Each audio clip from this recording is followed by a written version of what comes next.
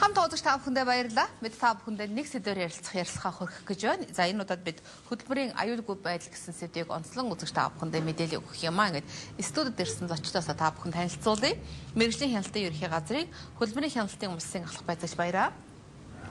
За хөтөлбөр хамгаалал хүний хөгжлийн төвийн гүйцэтгэх захирал Дулам Сүрнаар хүрэлцэн ирсэн байгаа. Ингээд урилгыг мань хүлээн авч хүрэлцэн ирсэн та хоёртаа юуны өмнө талхлаа илэрхийлье. За ер нь сүүлийн өдрүүд болж байгаа үйл явцыг олон нийт маань анхааралтайгаар ажиглаж байгаа гэж бодож байна. За эхлээд нэг мэдээллийг үзүүлчихэд хэдүүлээ студид ярилцъя.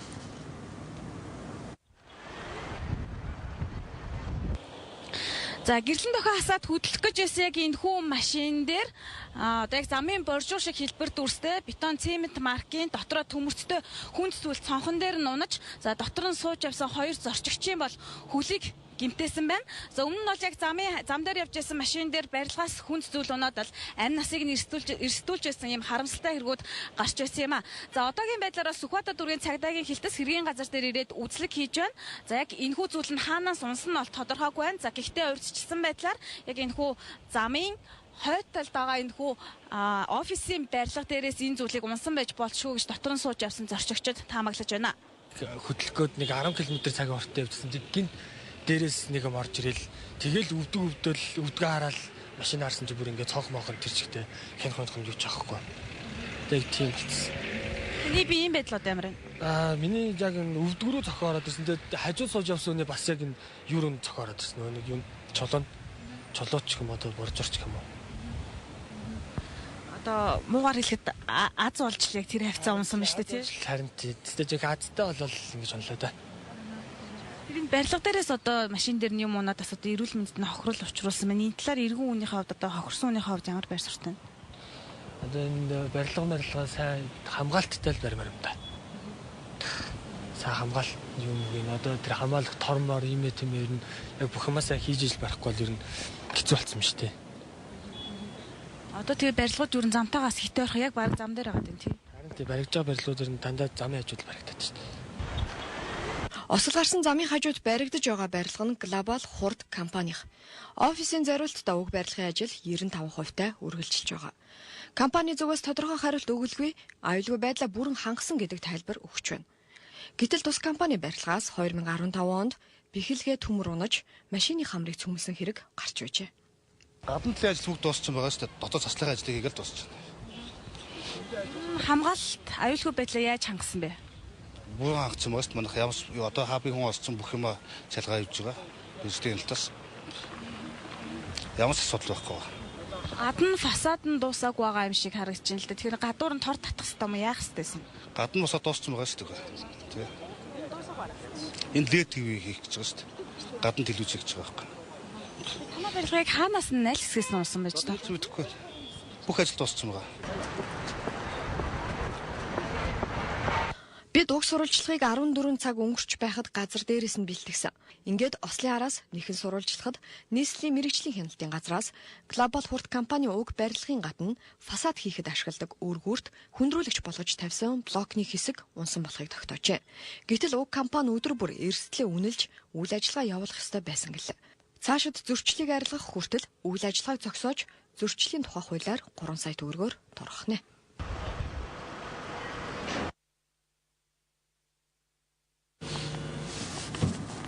За тэгэхээр бид өнгөрсөн баасан гарагт болсон одоо мэдээллээс та бүхэндээ хүргэлээ. За зам дээр явж исэн машины дээрээс одоо хажууд нь замын хажууд баригдаж байгаа барилгын дээрээс юм унсаа гэдэг ийм анхны мэдээлэл байсан. Энэ мэт хослууд бол маш ихээр гарч байгаа. Энэ бол тийм ээ зөвхөн өнөөдөр гарч байгаа үйл явдал биш. Өмнөх жилүүд ч гэсэн хүний амнаас эрсдэжсэн юм тохиолдлууд байгаа шүү дээ. Энийг ер нь ямар осол гэж үздэг юм бэ гэдгээс яриа айлах уу? Сая бол хажууд нь баригдчихсан барилга гэж ярьж байна л да. Тэгээ энэ барилгад бол бид нэр одоо гадны хүн аль болохоор одоо зүгээр энгийн явж ясан хүн ч өөртөхгүй байх боломжуудыг л хангуулах үүднээс л ажиллагаа нутаг зохион байгуулалт явуулж байна. Одоо энэ 4 сарын 1-ээс эхлээд ногоон тоор гэдэг. Бүх барилгуудад одоо ногоон тоороор ингэж хамгаалтууд хийхээр манай нийслэлийн мэргэжлийн хэлтийнх нь ажиллаж байна. Тэгэхээр яг энэ барилга бол маань өөрөө хэрвээ барилга дээрээс юу унсан тогтоогдож байгаа бол одоо жишээ нь тэр хамгаалтуудыг л одоо усын байцаагчдыг тавьж байгаа шаардлагыг хэрэгжүүлээгүй л аж ахуй нэгжүүд л барилга болж байна л гэсэн үг. Энэ ослол гэмтлүүд бол ер нь нэг удаагийнх биш шүү дээ. Өмнө жил ч гэсэн Тэнгис кино театрын урд байсан барилга дээрээс бос юм унаал хүний амнаас хохироосон. За өнгөрсөн жил гэхэл одоо энэ номын сангийн хойно баригдаж байгаа урд баригдаж байгаа барилга дээрээс бас машины дээвэр тийм ээ цөмлөөл орчиж байсан. Энэ мэт одоо ослол гэмтлүүд буурахгүй байгаа энэ цаг үеэд мэрэгжлийн хяналтын байгууллагаас юу яаж хяналтыг тавих ёстой юм болоо? Яг өнөөдрийн байдлаар яаж хяналт тавьж байна? За ерөөсөө ийм осол гэмтэл гарлаа гэдэгтээ зэрэгцээд саяхан сошиал ертөнцид явж байсан. Тэр дээр ажиллаж байгаа краны нэг хүндрүүлэгчдэр бас таны хэлдэг тэр ногоон торыг одоо татцсан баг ч тийм. Энэ маань эргээд үнэхээр тэр аюулгүй байлыг хангаж чадах уугүй юу гэдэг бидэнд өнөөдөр стандарт байна уу? Тий, одоо ногоон торны одоо яг хамгаалтын торны стандарт гэж бий л дээ. Тэгэхээр тэрнийхэн дагуу өнөөдөр бид нөө өнгөөр нь хилээл ногоон тор гэж яриад байгаа болохоос биш ерөөсөө ийм стандарт нь бол өөрөө хамгаалтын тор байхаар заагаад өгсөн мэт. Тэгэхээр тэр торыг л бид нэр одоо бүх барилга дээр л одоо бий болгох гэж л үзэж шээ. Жишээ нь барилгын хамгийн том эрсдэл нь барилга өөрөө өндөр болох тусмаа гадагшаа унах, хүн унах энэ эрсдэл нь өөрөө дагаад үсээ явж яадаг. Ерөөсө байнга үсэж яадаг. Тийм учраас ерөөсө тэр хүн унахгүй, ажилчин унахгүй байх, аман ажиллаж байгаа нөхцөл гадагшаага юм унахгүй. Тэр нь өөрөө гадны зүгээр ингийн явж байсан хүмүүс өртөхгүй байх. Тэд нар бол яг л өөрийнхөө явж байгаа замаар л явж байгаа шүү дээ. Түүнээс тэн дээрс юм унчихна гэж одоо ямар ч нөхцөл бодохгүй явж байгаа. Тэгэхэд тэр хэрвээ унахад тэр хамгаалтын торон дээр унаал ажил хийж явах явцад бол алдаа эндэгэл янз бүрийн юм гарна л да.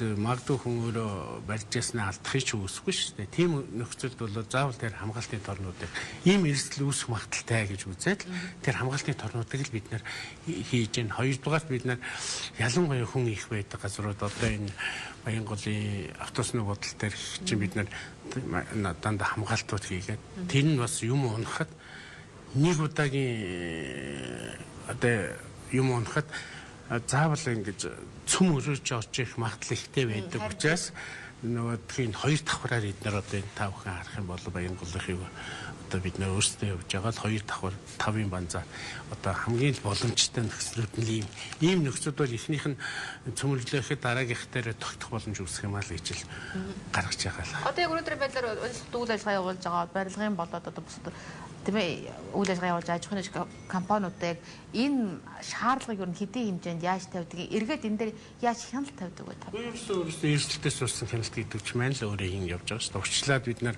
заавал энэ эрсдлүүдийг налах хийх гэдэг. Ажлын байранд одоо хөдөлмөрийн аюулгүй эрүүлэхийн тухай хуулиар ажил олгогч өөрөө ажлын байран дээр эрсдлээ үнэлнэ гэж заасан байна.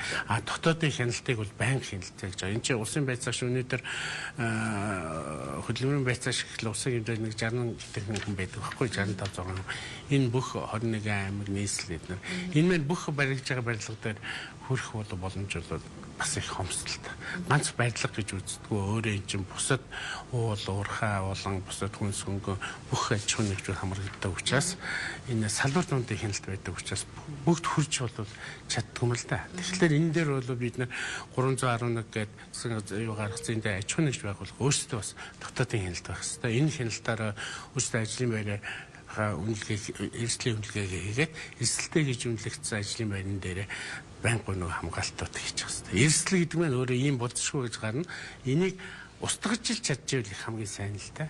Устгаж чадахгүй нөхцөл одоо саяны өндөрийн барилгын юунд бол тэр өндөрт ажиллах эрсдлийг бид нэр алах хийж чадахгүй шүү дээ. Тэгэхээр заавал нөгөө хамгаалтын зүйлүүд нь өндөрөөс унахын тулд нөгөө өндөрийн бүс гадагшаа юм унахын тулд тоор тэгэл өшөө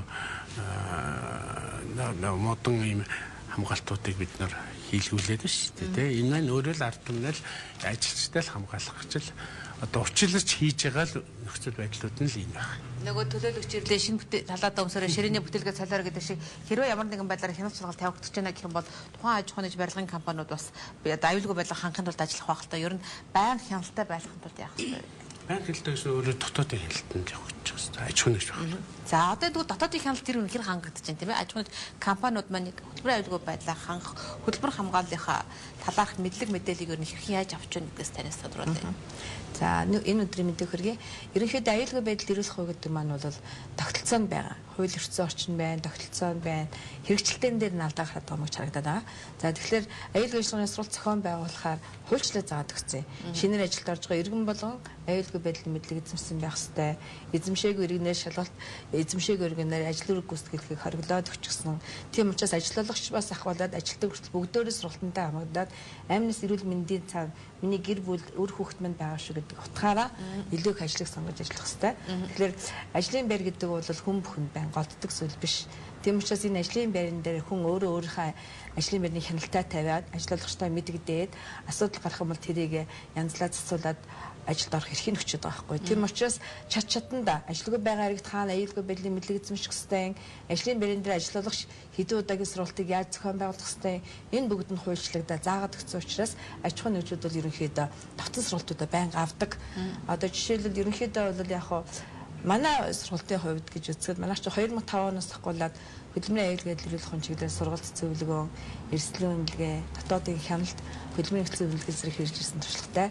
Энэ үндсэн дээр бол яг хөө гэхэлэр зарим байгууллагууд бол гэрээлэнгээр хаяа одоо хуулийн дээр ч юм бол төрийн хяналт, олон нийтийн хяналт, ажиллуулагчийн хяналт байна гэж заачаад байгаа шүү дээ. Тэгэхээр төрийн хяналт гэхээс илүүгээр ажиллуулагч нар өөрсдийн хяналтаа тавиад тэрийг оршин сэргийлэх талаар байгууллага дээр тодорхой хэмжээний төлөвлөгөө боловсруулж ажилласан байхыг шаарддаг. Тэгэхээр энэ ажиллаж байгаа хүмүүс маань өөрсдөө ажлын байрны хяналтаа тавьж мэдэхгүй байгаа байна. Яг аюулгүй байдал гэж яг юу юм, хинээс эхлэх ёстой юм бэ гэдгийг мэддэггүй. Эсвэл нэг ямар нэгэн хүнд өөрийгөө даатгачихад байгаа байхгүй юу. Тийм учраас ажилтангаас ахгуулаад ажиллагч хүртэл бүгдээрээ л аюулгүй байдлаа хангаж ажиллах нь бүх хүнийх нь өөр болгоод өгцөө. Тийм учраас хамгийн гол нь бид нар мэдлэг угаасаа хэлж ярьж мэдчихэж тэрэнд хүнэлтэй. Тийм учраас сургалтын байгууллага гэхэд ч одоо нийтдээ 110-аад байгууллага зөвшөөрөл авчихсан явж байгаа. Тэрний дагаа бүхэл одоо салбарууд дээр бүхэл хөдөлмөр эрхлэгчийн хаалт байна. Бүх газар бид нар мэдээлэл дамжуулж хүрэх гэж маш их хичээж байгаа. Дээрээс нь одоо төрийн олон одоо хуулийн мэдээлэл танилцуулгууд байж байна. Дээрээс нь сургалтын төвийн танилцуулгууд хийгдэж байна. Тэгээ энэ 4 сар гэхэд ч одоо ерөнхийдөө дэлхийн одоо хөдөлмөрийн аюулгүй байдал эрүүл зохион аян зарлагдаа явчихсан. Эннийхээ хүрээнд тасар их одоо бид нар сурталчилгааны юмдаг маш хийж байгаа. Гэвч одоо зарим одоо хангалтгүй байгаа байгууллагууд байна. Мэдээлэл авахгүй байгаад байна. Аюулгүй байдлаа ойлгохгүй байгаад байна. Эрхцэн орчныг мэдэхгүй дур мэдэн ажил үйлчлэгээ хийж байгаа хүмүүс байна. Хүнийг ажилд авчаад амь насыг хохирооч явж байгаа ч ажиллагч байна. Хүмүүс ч гэсэн өнөөдөр албаны хөдөлмөр эхлэегүй шүү дээ.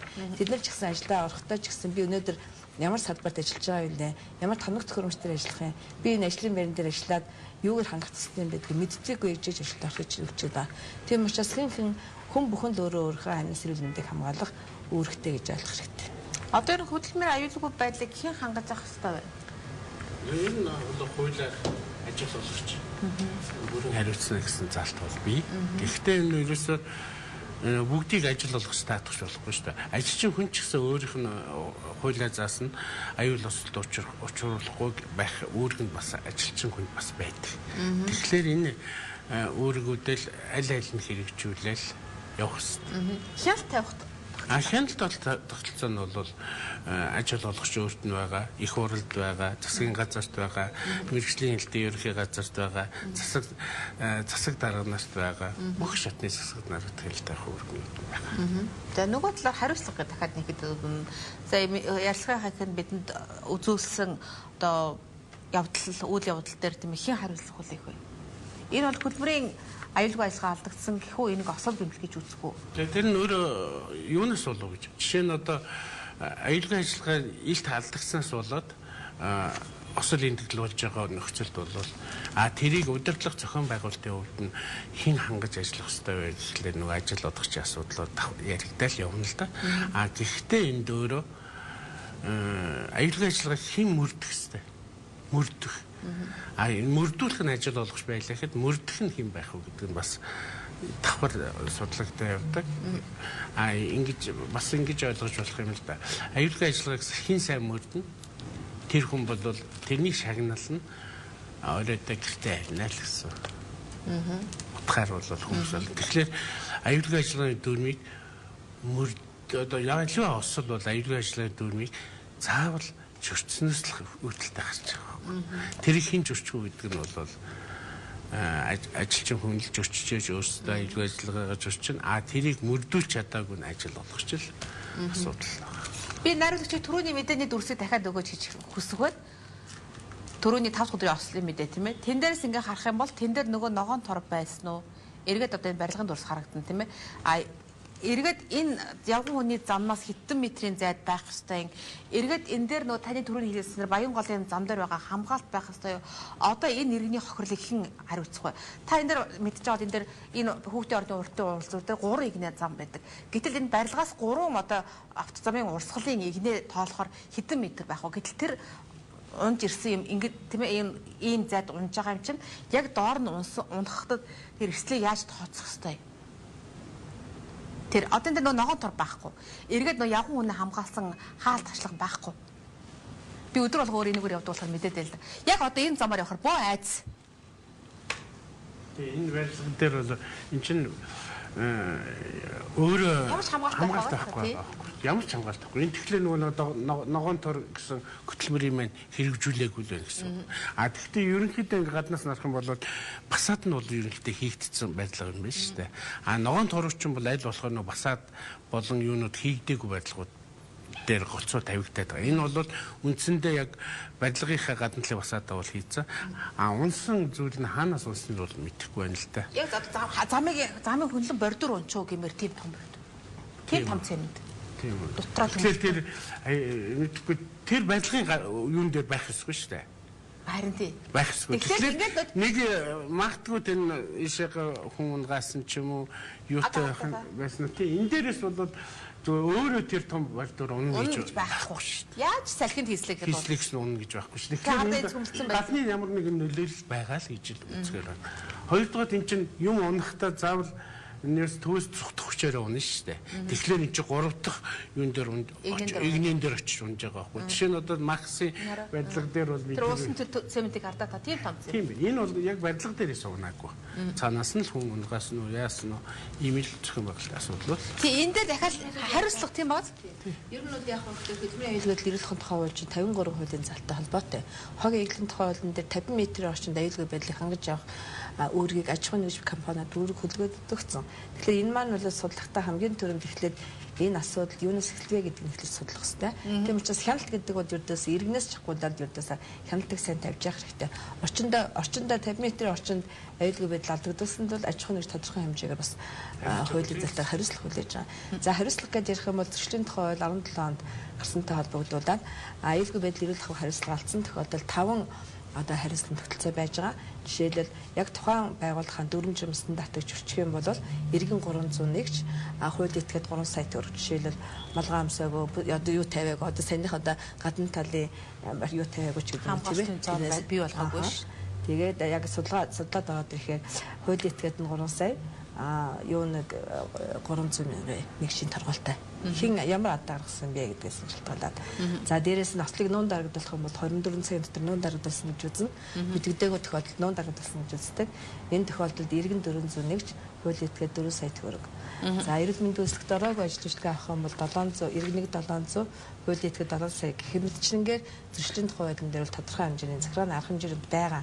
Бид нар маань өнөөдөр зөвхөн захиргааны харж байна шүү дээ. Цаашдаа бол энэ одоо буруутай этгээдийг тогтоох баг тийм ээ. Шүүх сэргээд шүүхийн газар буруу зүйчин тогтоо шүү дээ. Тэрний дараа хохирлыг баруун ажиллаад гарч ирэх байна л та. Тэгэхээр байрах та одоо энэ барилгуудыг харж байгаа хэрэг тийм манай зураглаач бас үзүүлэх байх гэж бодож байна. Одоо энэ барилгын ажил явагдаагүй ч гэсэн эндээс осол гэмтэл гарахгүй гэх баталгааг. Та цаг агаар мэдээ харж байгаа Улаанбаатар хотлохоос 13-аас 14 м хүртэл сэрүүлж байгаа энэ цаг бүжид хуурай шилтэй байгаа. Энэ дээр барилгын хог хаялж тийм үлдсэн версийн зөндөл юм үлдсэн байж таарна тийм ээ. Хийсгүй гэх баталгаа байхгүй. Нөгөөс ногоон тарчин баг. За одоо энэ дахиад барилга баригдчих юм байна. Барилгын ажил одоо эд эхэлсэн байгаа шүү дээ. Яг ингээл харах бол нөгөө л ногоон торчин байна уу? Тэр цаанлыг харагдаж байна. Энэ бол өөрөө маш олон жил ингээд нэг байгаад байгаа барилга л та. Тэгээ энэ нодлон одоо манахаас очоод би ч гэсэн өөрөө явж очоод одоогоор ингээд хийцэн байгаа нэг юм сараажсан юм байна шүү дээ. Энийг нодлон хийлгүүлсэн. Тэгээд хамгаалчаад байгаа нь энэ баггүй. Яа, уг нь одоо доошоогоо ингээд үзэх юм бол доороо энэ ч нэгсэн айл майл байгаа. Энэ дээр ногоон торнууд нь байгаа юм. За. Яг хүн унах мөн хүн юм унахт хамгаалсан юм модон хамгаалт эднэр нь бол энийхээ жоохон доор байгаа. Энэ чинээс бол харагдахгүй. Ийм маягаар одоо вакцины ажил нь явагддаггүй барилга гэдэг. Яагаад хариуцлага би яагаад ингэ дахин яриад би хариуцлага хэлэх гээд байна тийм ээ. Одоо тэр залуугийн машин дээр унсан хариуцлага гэх юм үлээ. Эндээс юм хийсэд унлаа гэдгийн хариуцлага юм үлээ. Тэг яг хаанаас унсан тэр байгууллагын ажил болго тэр байгууллага. Одоо чи бид нар унахыг хүлээгээс сонгож байхгүй зү. Уг нь бол яах вэ? Тэгэхээр бид нар аминдал ингээ хамгаалтуудыг хийлгүүлэл яваад байгаа байхгүй юу? Тэгэхээр энд барилга явдггүй нэг барилгын үйл ажиллагаа явдггүй нэг юм барилгатай одоо баг 10 жил болж байгаа юм хэдэн жил болж. Тэгэл одоо ингээд нодлон бүр арга бараад манахаас бүр төлгөөт шалгалт ороод тэгээ одоо эднэрийн хамгаалт хийж байгаа нь л энэ болчиход байгаа. Тэгээ одоо зогссон. Тэгэл ингээ байж байна. Дахиад яг энэ асуулт яригууд нөгөө л одоо холбогдох мэргэжлийн байгууллагуудын уялдаа холбоо. Тийм ээ хэрвээ ингээл одоо ажил гүйцэтгэдэггүй тийм ээ байвал яах вэ? Би бас яг газрын албаныхнаас асууж ирсэн. Хэрвээ одоо барилга барина гэхэд ингээд ажил нь зогсчихсон мэдээж хотын гоо үзмдэн шууд нөлөөлж байгаа. Тийм ээ хэд 10 хэдэн жил ингээд зогсчихсан. Энэ дээр хариуцлага үүрүүлэх ёстой мó магадгүй энэ ажил нь явахгүй болвол тийм ээ уулах хэрэгтэй. цуцлах ёстой мó гэдэг. Энэ бол ажил нь явагт одоо бол уул нь ингээд босцсон барилгыг уулгах нь хаашаа. Ер нь бол энийгээ дуусгах асуудлыг бол хотыг үзэх хотыг гоо үзэмж юу нэ одоо энэ нэг нь юу байсан шүү дээ. Энэ цагаан одоо энэ чинь энэ нөгөө юугаа буцаа одоо корона болгоогүй ингээ байгаад байгаа. Энэ хоёр барилга бол үүндээ олон жил юм онгорхоо үлдчихээд байгаа. Хөдөлмөрийн аюулгүй байдлын сар ихэлсэн. Энийг дагаад нь аюулгүй ажиллагаа явуулдаг. Харин тийм алдагдаад байгаа учраас бид нар ямар нэгэн байдлаар хин нэгэн хариуцлага хүлээхгүй дэндүү ийм амгалан байдал хин нэгэн хүний аймнаас хохирсны дараа бид нар ярьдаг. Гэтэл аймнаас хохирсон хүн болон тэдний арга гэрийнхний хохин болоод өнгөрдөг болохоос эргээд тэр хүн байгуулагч гэдэг юм тэр аж ахуйн нэгжлэг компани ингээд хариуцлага хүлээлээ гэдэг мэдээлэл бид өнөөдөр хүртэл байдгүй. Урчтар болсон налынхаа осол дээр эргээд харахад тийм ээ зөвшөөрлгүй байсан хятадын эдгэрний нэр дээр байсан гэл бид яагаад ажиллаж чадахгүй байна? Налынхаа осол дээр юм байсан юм байна. Аюулгүй байдал ирүүлэх стандарт нь бол 2000 онд гарсан. 40-69 гэсэн стандарт гарсан байж. Энэ стандартаар юугаар зарсан бэ гэхлээр сургуулийн өмнөх наснаас нахгуулаад аюулгүй байдлыг ойлгуулъя. Ерөнхий боловсролын сургуулийн хүүхдүүдэд аюулгүй байдлыг ойлгуулах хэрэгтэй. Ихтэй сургуулийн хүүхдүүдэд аюулгүй байдлыг ойлгуулъя гэсэн боловч одоогийн байдлаар бол яг ажиллуулагч ажилд орсныхан дараа хүний аим өргөцснийхэн дараа ажиллуулагчийг жилд 2-оос доошгүй удаа сургалтаа зохион байгуулдаг гэдэг шаардлагад эхэлсэн. Тийм учраас нөгөө багаас авахгүйдаад нэг аюулгүй байдал гэдгийг ойлгоогүй хүмүүс чинь насанд хүрээд ирэхээр тэрийг бол маш удаанаар ойлгож байгаа байхгүй юу. Одоо бид нар насанд хүрсэн заах арга зүгээр асар их хүмүүс зааж өгч шүү дээ. Одоо манай өрөнд чинь ингээл аюулгүй ажиллагааны таних тэмдгүүд байгаа байхгүй юу. Орж ирсэн хүмүүс танах жолооны курс юм гэж асуудаг. Жолооны курс шиг харагдаад байна гэхлээр талбай дээр бид нар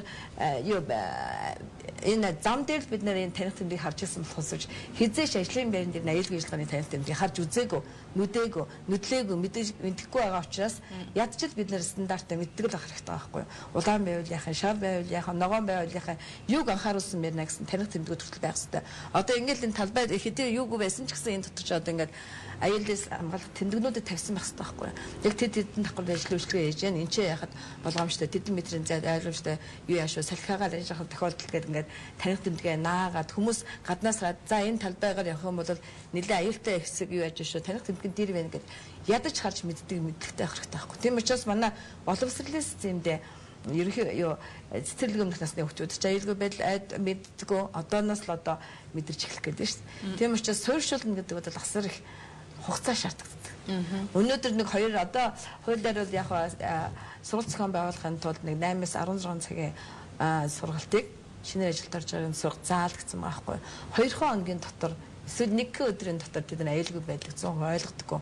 Тийм учраас аажмаар энийг хүмүүсийн өнөөдөр бид нар аймнаасаа хамгаалахын тулд орчныхаа аюулгүй байдлыг ч гэсэн бид нар өөрсдөө бас мэдэрдэг тийм ээ. Таних тэмдгээ ойлгодог, мэддэг байж ижил дэмдэмдээ сайн амлаж үзэж байгаа. Тэгэхээр ерөнхийдөө бол нэг хүн хийдгүй шүү дээ аюулгүй байдлыг ажилтангаас авахгүйдаа бүгд хийж явах хэрэгтэй.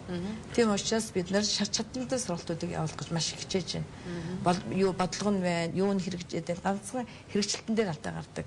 Яг хөглөөр нэг ажиллагч нь өөрөө сургалтандаа хамагдаагүй аюулгүй байдлаа ойлгодгоо осолд орж гэмтэл ирээ асар их төлбөр дунсныхаа дараа юу болоо би энийг бууруулах боломж байна уу гэдэг хүртэл хараа явж байгаа байхгүй. Нэгэн тал асуудал гарсан бол уучлаарай л шүү дээ. Ерөнхийдөө хүний аймнаас эрүүл мэнд гэдэг бол тийм амархан төлөвчөө зүрд биш. Тийм учраас шалтгаандаа бид анхааралтай л ажиллах хэрэгтэй. Та бүхэн мэдээлэл харж байгаа бох те уурхаа дээр нурангуусэл 4 залуу төв зөвлөх байгууламжаар хий алдагдал 4 залуу сая өчтөр уурхаад осолд ороод дахиад 3 хүн амиар өвдсөн.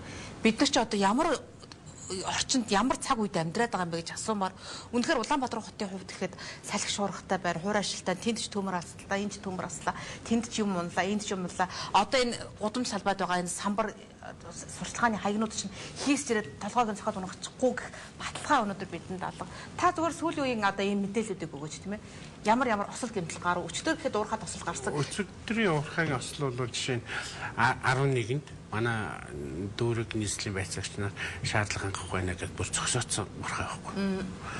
Тэгтэл зогсооцсон уурхайг өнөөдөр өчигдрийн байдлаар дур мэдэн нөгөө лацыг аваад ажилласан байгаа байхгүй. Ингэж ажиллаад асуудал үүсгэсэн байгаа. Нэгсэндээ тэр байцаагч маань урчилж хараад энд юу н болохгүй нэ осол энтгэл гарах нэ гэд зогсоож байгаа байхгүй. Тэгэхдээ 2-3 хоногийн дараа өөртөө дураараа орж нээж өгөөгүй тэр шаардлагаа биелүүлээгүй гэсэн. Тэр компани оруулсан байх юм уу тэр өөртөө нөхөрлийн компани байна лээ. Тэгээ нөхөрлүүдийн тэр гишүүдлээ өөртөө шийдэл орж байгаа байхгүй. Тэгтэл одоо жишээ нь тэр уртлын 4 гэдэг байгаа шүү дээ уурхаа дээр. Энэ дээр ихтэл хабын ажилтан хүн өнөөдөр ажлын байран дээр эслийнхээ хууль заасны эрхийнхээ дагуу эслийнхээ үнэлгээ хийж чад ийм юм болцсон байх шүү. Энэ одоо яг унах гэж шүү. Ерөөсөө 11 хоногийн өмнө эслээ гаргаад бүгд одоо энэ яг хам нуурах гэж шүү. Ингэснээр ийм асуудал үүсэн шүү. Хүний бүр улаанаар ингэж бичээд тэгээд уурхаан даргатай өгсөн байдаг. Уурхаан дарга нь за хүлээж авлаа гэд гар өссөн. Тэгээд тэрэн дээр ажил явагдаад байсан. Тэгээд асуудал үүсэж байгаа байхгүй. Одоо бол тэрэн дээр амаа яриа сууж байна. Сэрэг биелүүлэхгүй яваад л гэж сууж байгаа. Тэгэхэд саяны тэр налахын уурхах нь бол байцаагч нь хүн очиад өнөөдөр хүртэл хацтаа зогсооцсон байж байгаа. Тэгэхэд л ингэ. Тэгэхээр нөгөө бүгдийг урчилж харж чаддаг маа гэхэд тухайд нь урчлаад харцсан байсан юмнуудыг биелүүлэл явуулсан бол өнөөдөр тийм ёслоод гарахгүй байх хэрэгтэй байхгүй.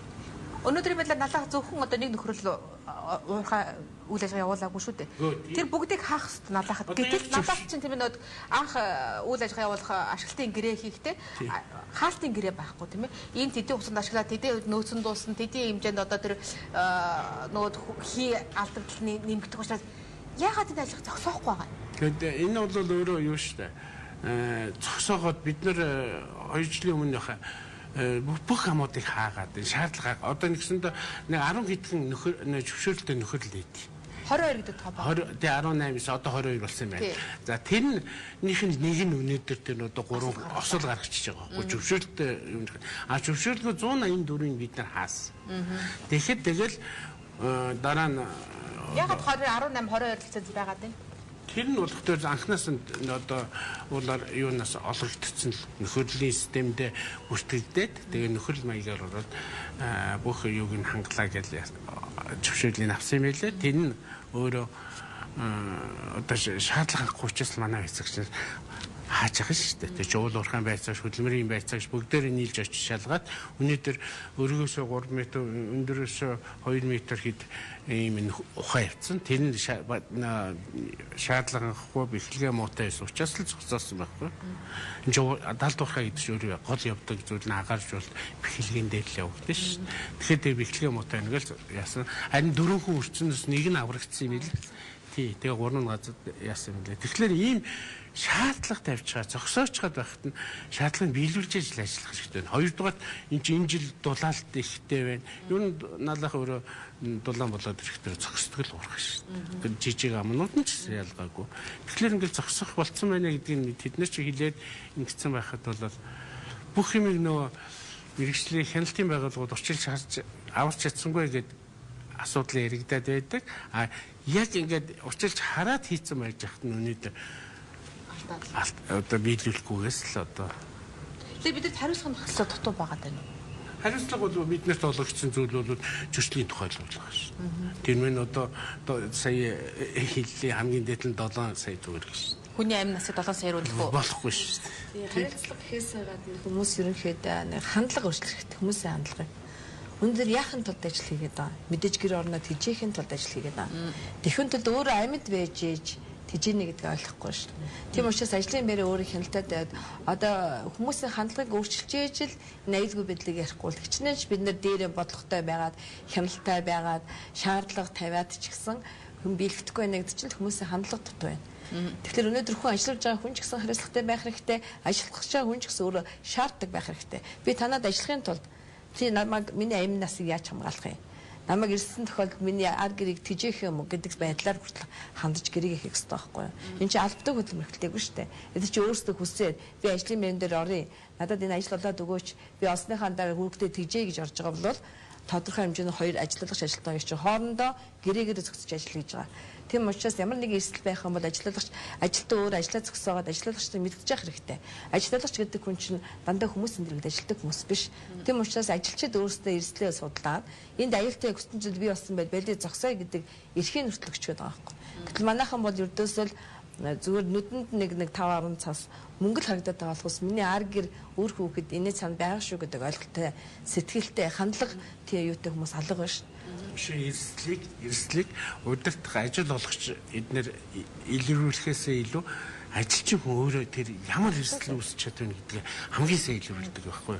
Тэгэхээр л одоо тэр эрсдэл ийм үүссэн байна. Энэ эрсдэлээр би ажиллахгүй, ийм эрсдэл үүсэхгүй тулд ингэж хамгаалаа гэдэг үндсэн тэр юунуудаа бол эрсдлийг мэдээлэх хуудас, эрсдлийн хуудас эднэр гэдэг одоо маш олон төрлийн зүйл бол 4-р зуунд амьдраад байгаа байлээ. Тэгээд яг өнөөдөр 2019 оны 4-р сарын 10-ны өдөр налаахад үйл явдлага явуулж байгаа уурхаан шиг. Энэ бол зүгээр жишг тийм ээ. За зөвхөн нүүрс бай, алт олборлолт бай, зис жанш юу гэдгийг бүх одоо энэ олборлож байгаа уул уурхаан компаниуд одоо энэ барилгын компаниудын ажиллаж байгаа байдлыг харах бол яг л зүгээр энэ дүр зураг харагдав. Гэтэл өнөөдөр нүүрсийг энэ технологиор олборлолдог байдалтай байгаа юу? Монголд л байна. Яагаад бид энийг тэг хяналт тавиад энийг хааж боогаад хариуцлага яагаад бүнийх амьсыг хамгаалж чадахгүй байгаа юм бэ? Энэ үндсэн том уурхай байсан. Энэ уурхайны нөөц бол тодорхой хэмжээгээр байгаа юм шиг байгаа байхгүй. Ялангуяа нөөц нь бол одоо энэ авч байгаа нөөц нь бол нэлээд дээд хэсэгтэй байдаг болтой юм шиг байна. Тэгээд энэ хүмүүс маань дараагаар нь ингэж ороод одоо яг л ямар ч технологи байхгүй байгаа. Харин тийм. Багс одоо нод бүрштэй ороод тавьж байгаа тэндээ нүүрсээ шүүгээд байгаа юм. Тэгэл одоо бүршээ шүүх нь ингэж байгаа. Дотор ороод малталтгийнх нь нөгөө нэг юугаараа л одоо юугаар бас нэг юу хийн юу эднэрээ хийгээл тэрүүгээрээ ийм одоо нэг ийм нэг сав байхгүй тий. Энэ сав бэлтцсэн ба энэ савн дээр хийгээд леботик гэдэг шүү дээ тий. Тэрүүгээр татаж гаргаж ирээд гаргасныгаа ингээд ялгаж байгаа л ийм л юм байна. Энд бүгд гар ажиллагаа. Юус техник юм байна. Гаргаж дээш нь татах нь тэр нэг техникийн юу тэр нь бол өөрөө нөгөө юу биш учраас налуу эднэр нь бол нөгөө нэг байх ёстой стандартаас хамаагүй хэцүү налуутай. Тэгэл юус энүүгээрээ ороод энүүгээрээ л гарч. Эндээс төр засаг гэж байдаг бол ямар нэгэн байдлаар зохисоор арга байхгүй. Амьдралын төлөө зүтгэж яваа. Үнэхээр л 5 цаас нь хэрэгтэй учраас энэ хүмүүс ажиллаад байж болох юм. Тэрийг зөвшөөрдөг нь хин гэж. Харин тий. Тэрийг ингээд дэмжиж байдаг. Бид нар очиод сүүлдээ иргэдийн хурлынх нь тэр улсуудаа дэмжиж иргэдийн хурлд гарахын тулд заавал ажилуулна гэсэн амлалт өгчөөж гардыг юм шиг байгаа байхгүй. Тэгэхээр иргэдийн хурлын дарга иргэдийн хурлынх нь болох тэр нөгөө хүмүүсөө авсан үүрэг амлалтаа биелүүлэхийн тулд эднэргээ дэмждэг байхгүй. Тэгэл одоо энэ асуудлууд нь алга болохгүй. Энэ чинь энэ жил одоо ер нь энэ чинь тэр бол ганц өнөөдөр яригдж байгаа асуудал биш. Тэгээд жилийн жилд ярьж байгаа болохоос ямар нэгэн байдлаар хин нэг нь хариуцлага хүлээгээд энэ дээр хин нэг нь одоо тийм хариуцлагатайгаар энэ үйл ажиллагаа зогсоохгүй бол бид одоо хин нэгнийх аймнасыг ингээд өдөр явуулсаар л байна гэдэг бол маш том эмгэнэл. Хамгийн сайн жишээ хэлээч тийм яаж ажиллаж болдгийг ингэж биш өөрөөр ажиллаж болдог сайн жишээ. Яг ингэ нөхөрлийн журмаар ингэж ажилладаг сайн жишээ бол байгаа шүү. Швейцарын хөгжлийн агентлагаас одоо жишээлбэл яг одоо хувийн алт удирдлагч нарыг нөхөрлөл хоршоо болгоод хамгаалтын хэрэгсэл хангаад дээрэс нь юугаар тоног төхөөрөмжөөр хангаад за эдгээр аюулгүй ажиллах юм бол тодорхой хэмжээний газар нь хуваарлж өгдөг. Яг энд ингэж ажиллахын тулд энэ журамтай, энэ одоо хамгаалах хэрэгсэлтэй, энэ бүсийг бүсэлдэг, мэддэг бэйжээж та ажилдаа ороо гэдээ бүр урьдчилаад тэд нартэй бараг шалгалт аваад яг тэнцсэн тохиолдолд тэр хүмүүс нь юуг орж тодорхой хэмжээнийхээ олборлтыг хийдэг. Тим юмнуудаар нэлээх хангаж өгöd байна л да. Гэтэл одоо манай ард түмэн өөрсдөө хариуцлахгүй алдаад байна. Хичнээн сайхан бодлоготой, хичнээн сайхан эдрийг дэмжих гээд хичнээн ажлын байртай байж ижлэхэн сайхан амьдрын штэ. Хамт олонтой найз нөхдөд ажлын байр гэдэг бол маш чухал штэ. Тэгээ ажлын байраа өөрөө харгал хамгаалж чадахгүй байна. Амь насаа хамгаалж чадахгүй. Тэрнээсээ болоод дандаа ар гэрээ эцсийн бүлэгт ар гэрэн дөрчнө. Биш хинч зовхгүй. Тийм учраас ар гэрийн төлөө явж байна гэдгийг ойлгохын тулд шат шатанд л заавал мэдээлэл өгөх хэрэгтэй. Бид нар бас нэг хог хаягдлын цэг дээр хүртэл бид нар сурал зохион байгуулж үзчихсэн. Тэн дээр бол үнэхээр бүгд үнэнгээл хэлж ялээ. Бид нар өнөөдөр шууд одоо бэлэн мөнгөд хоолоод авахд явах боломжтой. Надад энэ ажлын байр байж би гэр орнод хичээж байгаа л гэдэг байхгүй юу. За тэгвэл та нар ажлын байртай байхын тулд ингэж ажиллах хэрэгтэй шүү дээ. Сургалтын хийгээд төгтөр маргаашаас нэр бүгдээр маска зүүцсэн. Нөгөө бохир юун дээр чинь зүгээр эдж уух юмтай холдоод байдаг гэсэн бол хоолойхаа газрыг тусдан байлгацсан маска зүүцсэн хүн ч гэсэн хүн хилээд төгтөр бас ойлгоод байгаа байхгүй. Тийм учраас энэ сургууль судалгааны ажлуудыг бол маш ихээр хийж байгаа гоо. Сургалтыг яаж зохион байгуулдаг? Байгууллага аж ахуйн нэгжүүд хүсэлт уг нь та хоёр бас ярьж лээсэн санаж байна тийм ээ. Ер нь сарын аяа явуулдаг аж ахуйн нэгж компаниуд хүсэлт авах юм бол бид нар сургалтыг зохион байгуулдаг. Ер нь хэрвээ ерөнхийдөө аж ахуйн нэгж компаниуд сүүлийн үед бол банк захиалгаар ирдэ штэ. За яг нь жижиг нөхөрлөл 5-аас доош ажилтнтай байх юм бол дүүрэг болгох хөдөлмөрийн хэрэгтэн газар гэж байдیں۔ Тэнцээч аюул гэжсэн ажилтан гэж байгаа. Тэрүүгээр зохион байгуулад жижиг дунд төлөвлөх гэж байгаа хүмүүс нэг жилд яг нөгөө юугийн тааруулж жилд нэг удаа зээл авах гэж байгаа тийм ээ. Хуваарь бизнес эрхлэж байгаа хүмүүсийн нэг жилд нэг удаа зохион байгуулад тэгээд тэр яг сургалтанд хамгдсан хүмүүсд цаашдаа зээлэнд хамруулах ийм нөхцлүүдээр хангахаар бас ярилцаж явдیں۔ Тэгэхээр голцоо ерөнхийдөө бол том компаниуд л ерөнхийдөө байнгын сургалтаа бол захиалаад авчдаг. Яг одоо сургалтанд хамгдаж чадахгүй байгаа хүмүүс бол нөгөө л нэг ядуу гэдэг хүмүүс л байгаа. Тэдний чинь бас өндгөө хамруулахын тулд тодорхой хэмжээгээр жил болгон бид нар үйлдвэрлэл ослын даатгалын сангаас төлбөрийг гаргуулад аймаг сум дүүрэг хороо бүх газруудаар авчиад сургалтуудын зохион байгуулалт явдаг. Тэгээ тэр болгон сургалт гэхлээр ерөнхийдөө хүмүүс зогтоо явчихна. Араг цагдаас ирэхээр хариулж ярьж байгаа юм чинь.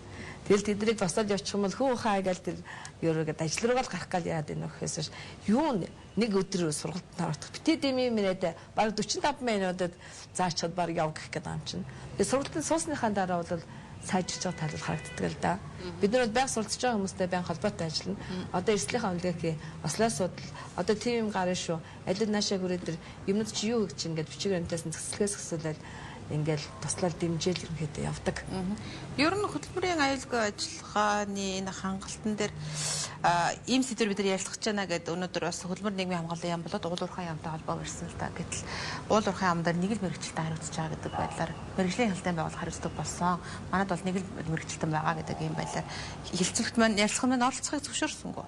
За хөтөлбөр нийгмийн хамгааллын яам болохоор сургалт авахсан учраас очих боломжгүй гэдэг байдлаар уг нь бүгдээрээ сууж байгаа тийм ээ. Ер нь бид энийг яаж хангах хэрэгтэй гэдэг юм уу? Ярьсан бол бас үр дүнтэй байх болов гэсэн боловч хоёр яамнаас мань ингээ хүн ирсэнгүй л дээ. Одоо шинэ төв цэвэрлэх байгууллагын дээр гарсан ослын шалтгаан тогтоогдсон төв цэвэрлэх байгууллагч өөрсдөө тийм ээ одоо хэр одоо хөтөлбөрийн аюулгүй байдлыг хангах тэр сургалт мэдээлэл хэр авч ирсэн бэ? Мэргэжлийн хяналтын байгууллага тэнд юу яаж хяналт тавьж ирсэн бэ? Тэнд хүчтэй хий ашигладаг ийм тохиолдлууд дээр аюулгүй ажиллагааг хангах технологи юу хэр ирсэн бэ? Тийш яг хийг ашиглаад байгаа юм биш. Өөрөө нөгөө бохирынхын юунаас нүүсэд гараад байгаа нөгөө хортой хийнүүд тахгүй янз бүрийн. Тийм хүчтэй. Тий, тэд нар шугамаар явах дээр өөрөө тэр хийнүүд гараад тэрийг засвар хийхдээ багч өгдөг л биш үү. Тэр чинь хэрвээ амьсгалын хамгаалах багшнуудаа зүгээд орсон бол өнөөдөр тийм асуудал үүсэхгүй шүү дээ. Тэр чинь өөрөө нэг карантин бүр задлж одоо цэвэрлж байгаа байхгүй. Тэгэхээр цаанаас нь ингээд шүүрэлтэл тэр нөгөө нэг өөрөөс нь одоо тэр бүтээгдэхүүнээс үүссэн л хийнүүд байхгүй. Бохроос үүссэн хийнүүд. Тэгээд тэр хийнүүд нь л даралт югаараа үсээ яваа. Тэгээд ялгарх дээр хүний амьсгалын чинь шууд боочж шүү дээ. Тэгээ унцдаг. Тэгэнгүүт нөгөөдгөө чангалж чадаагүй ингээ үжэтэл дахиад дараагийнх нь асуудал үүсэл. Тэгээ дараа нь одоо энэ чи хэмжилтээ хийхдээ бид нарыг орохтол өнөөдөр яг тэр хамгаалтын хэрэгслээр хангаж өгөхгүй шүү дээ. Та яг очиж харилцаа авах байхгүй шүү дээ. Бид нар ч сүүлд өөрсдөө чамаараа орж авч тэгжээ хэмжилтээ гэж манай лаборатори эдээс багц эднэр авчиж асуудал үүсэж байгаа шүү. Одоо ч гэсэн байдал бол оцтой хэвээрэл байгаа юм шүү дээ. Тий, одоо бол авцсангууд нөгөөдгөө хаагаа зогсоогоод ингэцөөчээс хүүх баталгаа бол байхгүй л да. Алдаглаа гэхэд галын хор шиг хажууд нь байх хэрэгтэй үстэй. Ерөнхийдөө бол тохиолдын гадаад орнд бол юм тохиолдын юмнууд ингээд зүгдгчдэг. Тэгэл энэ чинээс ямар нэгэн хий үүслээ гэхэд дандаа байн тохиолд үүсэнгүүт тэр хий рүү орохгүй байх. Эсвэл өөрийгөө хамгаалах. Үнэхээр тэнд хин мэдгдэж байна гэдэг юм тохиолын системээр хангаж өгсөн байхгүй юу? Тий. Тэр чинь химийн бэлтгэдэг бол шууд одоо энэ үуч ажлын байдал уурчлаа шүү дээ. Тэгээд энэ амьсгалын ямар ч боломж хүчил төрөгч болгочихж байгаа чинь тэгэл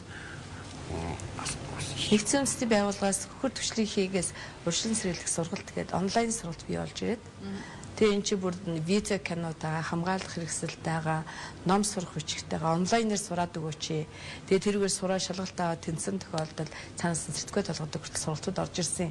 Тэгээ тэр үед би бас сувгийн өдөртөх газрынхантай ахлахуудын цуглуулад ийм юу байд юм та нар одоо хүмүүс уршин сэргийлээд танах хулгалцсан ялангуяа одоо хүр хөшлөг наацхан хэрэг юугаар худагаар орохтол бүхэл юмнууд ч яа.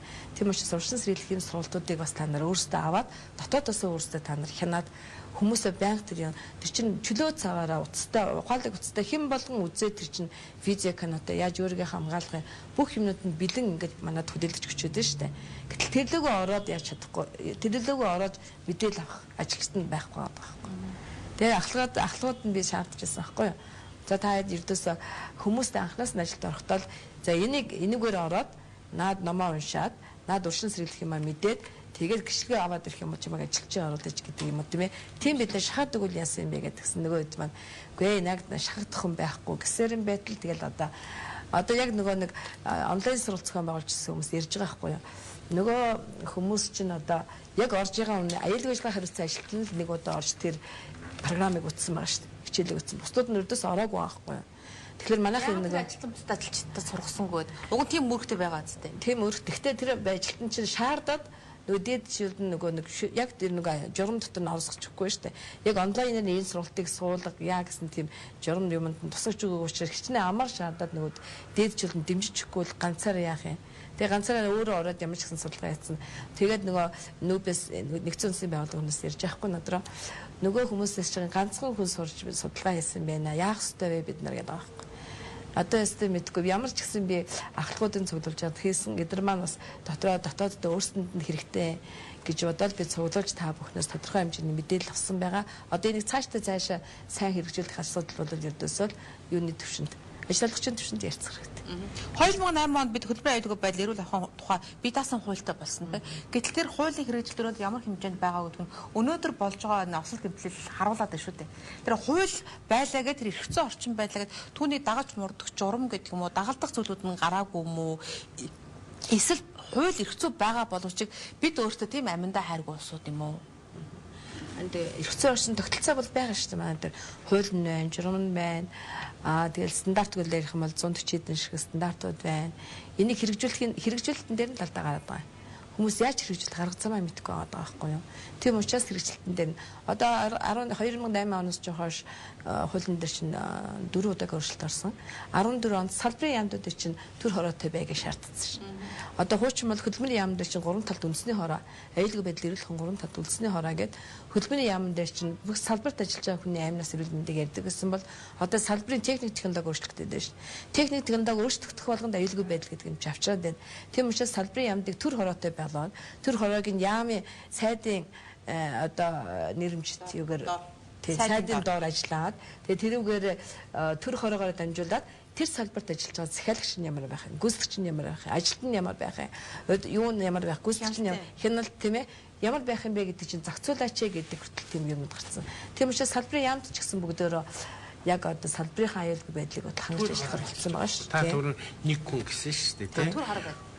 Яамд дээр бүх яамд барилгын яамд дээр байна. Уул уурхай яамд дээр байж хөтөлбөрийн аюулгүй байдлыг үндэсний баг хөтөлбөрүүд бүх яамдууд дээр үндэсний хөтөлбөр гээд одоо 5 жилийн хэмжээтэй баталцсан одоо хөтөлбөр явж байгаа шүү дээ.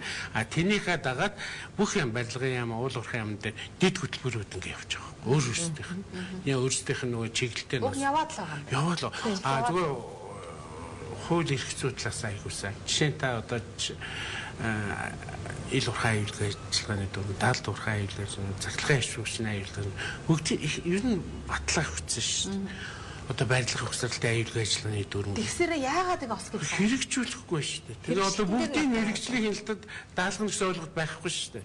Мэрэгжлийн хяналт чинь өөрийнхөө бодлогын хэмжээнд эрсдэлтэй суурлаад жил болгоо аж ахуйн нэгжүүдэд эрсдлээр нь үнэлээд эрсдэлтэй гэсэн аж ахуйн нэгдээ сонгож шалгалтыг явуулж. Тэгтэл өнөөдөр бүх эрсдэлтэй газар бас Амжихгүй. хүрэхгүй шүү дээ. Ерөөсөө ажил нь хүрэхгүй байхгүй. Хүн нөөрөө энэ чи манай хязгаарлалтын нөөц гэдэг чинь улсын байцаагч чинь ямар цөөхөн байгаа юм тий. Тэгэхээр энэ хязгаарлалтын нөөц маань өөрөө боломжийн хэмжээнд өөрийнхөө чадах хэмжээнд очиж ажиллаад байгаа. Ажиллаад байхад л өнөөдөр налахын тэр чинь зогсоочход байхад дураараа ингээ ороод ингээ яачих. Тэгээ одоо энэ хин хариуцлага хүлээн гэж байна. Одоо айгүй төвхтэй. Аргаа барсан асуулт чинь хариуцлагын тогтолцоог чангадах хэрэгтэй мó гэдэг чинь бол аргаа барсан ажиллахгүй. Тэгээд хариуцлага яриад ирэх юм бол дор хajил нэг хүний аймнаас өргөцсөн тохиолдолд бид нар байгууллагууд дээр очиод ажиллуулагчийн сургалтын дээр үзлээ л дээ. За нэг хүнийг асуулд оруулсан тохиолдолд хэдүүл ямар зардал гардыг юм бэ? Ямар захиргааны арга хэмжээ авах болд юм бэ гэдэг. Зөвхөн захиргааны арга хэмжээ ярихад 19 сая 400 мянга. Нэг хүний төлөө 30% хүртэл алдсан тохиолдол гэж ярьж байгаа шүү. 30% хүртэл алдсан тохиолдол гэж ярихад тэгтэл 19 сая 400 мянган цаас гардыг байна. Тэгвэл энийг бууруулахын тулд танахаас хичнээн зардал хэмнэх юм бэ? Та өнөөдөр 100 төгрөг ашиглаж байгаа бол 40 төгрөгийг аюулгүй байдал авчирд юм шүү гэдэг нь ойлгож хэлж байгаа байхгүй. Тэгээ ажиллуулагч нар одоо мэдээд байна л да. Үнэхээр бид нар ослого авааргүй ажил үйлчлэгээ хийх юм бол би ашиг олж чадах юм бэ? Хэрэг аваар гаргачих юм бол би үнэхээр босч чадахгүй байна гэдгээ хүртэл мэдээд байгаа шүү дээ. Тийм учраас гэсэн чинь бид нар ослын судалгаа очино. Очиход нэг уурхай одоо таны зардал тийш судлах зардлын тэднэр тааш шүү дээ бидний. Таны зардлыг оруулаад өнөөдөр 770 хэдэн сая төгрөг гарчсан байна. Тэр нэг гадаадын хөрөнгө оруулалтын компани учраас үүдсэн зардлуудаа тооцоод байхгүй. А хэрвээ энэ ослого гараагүй бол өнөөдөр энэ ашиг болж үлдэх байсан юм байна. Хоёрдугаар энэ урчин сэрэг мэдээлэх утсаараа тэрийг өгөөд авалцаад нэг бол тэр нэг 20 сая төгрөгийн сэлбэг дугуй авч тавиад энэ ослого гарахгүй байх боломжтой л байхгүй. Тэгэхээр цаана 170 хэдэн сая төгрөг гэдэг чинь одоо их мөнгө үстэй. Тийш ганцхан ослолтой. Тэгэхээр тэр байгууллагын ашигаас бол 170 хэдэн сая төгрөгөөр нэгсэн даваа явчих юм. Зөвхөн захиргааныхаа нэг 10 хэдэн саяг авч. Дээрээс нь нэгэл тоног төхөөрөмж эвдрэл сүрүүл хүний хохирол барагдуулна гэдэг. 36 сарын тэтгэмж хамгийн бага зай дээр 150 хэдэн сая явна штэ. Тийм учраас бид нар өнөөдөр хариуцлага гэхээс илүүгээр хүний аймнасаа хамгаалахын тулд урьдчилан сэргийлэх ажил дээр л анхаарах хэрэгтэй. Урьдчилан сэргийлнэ гэдэг маань эрсдлээ судлах хэрэгтэй, сургалтаа зохион байгуулах хэрэгтэй, хүмүүсийг байнга одоо аюулгүй байдлыг ойлгуулж ажиллах хэрэгтэй. Тэгжээж бид нар урьдчилан сэргийлнэ гэхээс ослын дараагаар бид тэр асуудлыг бууруулна гэсэн асуудал ярих гэж байгаа бол тэр буруу. Заавал хариуцлага хүлээсэн дараа ажиллах хэрэгтэй биш. Заавал урьдчилан сэргийлэх хэрэгтэй юм байдаг л анхаарах. Жишээ нь эко компани эко алт биш үү те. Өнөөдрийн байдлаар тэр 4 хүндээ ихэл 700 хэдэн сая төгрөгийн тус урд нь 2 өрөө байр, тэгээд 36 сарын тэтгэмж, оршуулгын зардал, тэгээд өшөө гэр орных нь нөгөө эмнэлэг үйлчилгээ, унаа малын зардал гэл ингээл нийлээд ихэд 700 гаруй сая төгрөг тэр компаниас гарч байгаа. Тэгсэн чи одоо тэр гарахгүй зардлыг өнөөдөр гаргацсан. Одоо энэ тооцоог надад өгч. Тэрээ тэр хүн хөдөлмөрийн 4 хүн хөдөлмөрийн тийм аюулгүй нөхцөлд ажиллаж байсан бол амнасаа алдаагүй байсан бол тэгээд хүний амийг бол ямар нэгэн байдлаар мөнгөөр үнэлэх юм тийм ээ. А гэхдээ хэрвээ аюулгүй байдлаа хадгалаад ажилласан бол тэр компани тийм ашиг алдахгүй эргээд 4 аав ээж хүү тийм ээ хүний хань бол үр хүүхдүүдийг аз жаргалтай амьдрал байхсан баг. Өнөөдөр ч гэсэн нийслэлийн страх бөгөөд Улаанбаатар хотын захирч болсон хэвлэлийн мэдээлэл өгтөө төв зөвлөх байгууламж ажиллаж байгаад амиа алдсан 4 иргэний арга гэрт 2 өрөө байр өгнө л гэн. Тэгэхээр 2 өрөө байраар хүний амнасыг үнэлэх үү, хүний ханиг орлох уу гэдэл ингэж ярихад л энэ бүхний цаана хөдөлмөрийн аюулгүй байдал үнэхээр одоо хангагдах ёстой гэдэг юм. Гэхдээ бас нэг юм нь бол нөгөө цалингаас тэжиг салсны тэтгэмж гэдэг нэг юм байдаг. Энэ нь бол өөрөө нэг хүүхэдтэй байх юм бол үндсэн цалингийн 50. А 2 байх юм бол 75%. 3 буюу түүнээс дээш бол үндсэн цалин хүсийн одоо 19 нас хүртлээ. Суралцж байгаа бол 18 нас хүртэл нь олгодог. Гэхдээ энэ маань бол бас тухайн гэр бүлдээ бас байхгүй болсон ч гэсэн бас тодорхой хэмжээний нөгөө олгож ирсэн орлогоо тий бас олгоод ганцхан гимн нэг ингээ яваад очихдоо нөгөө нэгэн татан сэмтгэлийн багаар төрж ирсэн бол нөгөө яг үндсэн орлого бол очихгүй болчихно тийм ээ. Тий нэг юм нэг жоохон эсрэг юмнууд байдаг учраас уг нь бол бас гэр бүлээ тодорхой хэмжээр манай нийгмийн даатгалын систем чи бас авч явах тал дээр нь бас байдгийг. Энэ улс орнд ч нэг байгаад байгүйс. Тэгэхээр энэ бүхтээс юу харж байна вэ гэвэл хөдөлмөр эрхэлж байгаа хэн болгон өөрсдөө хөдөлмөрийн аюулгүй байдлаа хэр хангагдаж ажиллаж байна вэ гэдэг дээр өөрөө иргэн хяналт тавих хэрэгтэй байна гэдэг ойлголтыг авсан баг. За барилгын салбарт болон уул уурхайн салбар, зам тээврийн салбарт бүхэл салбарт одоо тийм хүчний ажил хийж байгаа аж ахуйн нэгж компаниуд маань хөдөлмөрийн аюулгүй байдлаа хангах энэ аяны хүрээнд ер нь байнга л холбогдох мэргэжлийн байгууллагуудаас зөвлөгөө мэдээлэл сургалтуудыг авч явах зайлшгүй шаардлагатай байна. Үнэхээр төв зөвлөлт байгууллагуудад гарсан ослын нэгэн адилаар өчтөр налынхаа уурхад болсон ослын одоо тийм ээ осол гарахгүй байх боломж байсан лаццсан байсан дэр лацыг аваад олборлолт явуулж байгаа 3 хүн алдна гэдэг бол энэ тухайн аж ахуйн нэгжийн нөхөрлөлийн тийм ээ хамгийн том одоо хариуцлагагүй байдлаа гэж хэлэх байх. Тэгэхээр эрхэн бодоор бүрнээ өөрсдөө энэ хөдөлмөрийн аюулгүй байдлыг хангаарай. За холбогдох мэргэжлийн байгууллагууд зөвлөгөө сургалтыг өгдөг байгууллагууд байгаа, хяналт тавьдаг байгууллагууд байгаа. Энэ бүхэнд бид эргээл нөгөө хуулийн дор амьдардаг шүү гэдэг дор бүрнээ хянах хэрэгтэй байна гэдэг ойлголтыг та бүхэн биднээс авсан байх гэж бодож байна. За бид энэ хэлэлцүүлэгтээ хөдөлмөр нийгмийн хамгааллын яам болон уул уурхай яамнаас төлөөлөлсөн боловч оролцоогүй гэдгийг би дахиад хэлье. Яагаад гэвэл бид өөр хоорондоо мэдээлэл сайн солилцож иргэдээ мэдээлж үж байж эргээд тэр мэдлэгтэй иргэн маань авсал гэмтээс сэргийлэх бүрэн боломж байгаа шүү гэдгийг хэлье. Би дахиад Улаанбаатар хотын иргэний хувьд хэлье. Салхи шуургатай байгаа, хуур ашилттай байгаа энэ цаг үеэд бид аюулгүй нөгөө айц хүчгүй Улаанбаатар хотод амьдрмаар байна шүү гэдгийг бас хэлэх ёстой байх гэж бодож байна. Иргэд маань дор бүрнээ өөрөө өөртөө бас хайртай байх ёстой байхаа. Энэ цагийн зочдоор мэргэжлийн хяналтын ерөнхий газрыг хөдөлмөрийн хяналтын улсын ахлах байцаагч баяраа. Хөдөлмөр хамгаал хүний хөгжлийн төвийн гүйцэтгэх захирал Дулам Сүрэн нар ажиллаа. Та бүхэндээ баярлалаа. За анхаарч үзсэн үзэгч та бүхэндээ баярлалаа.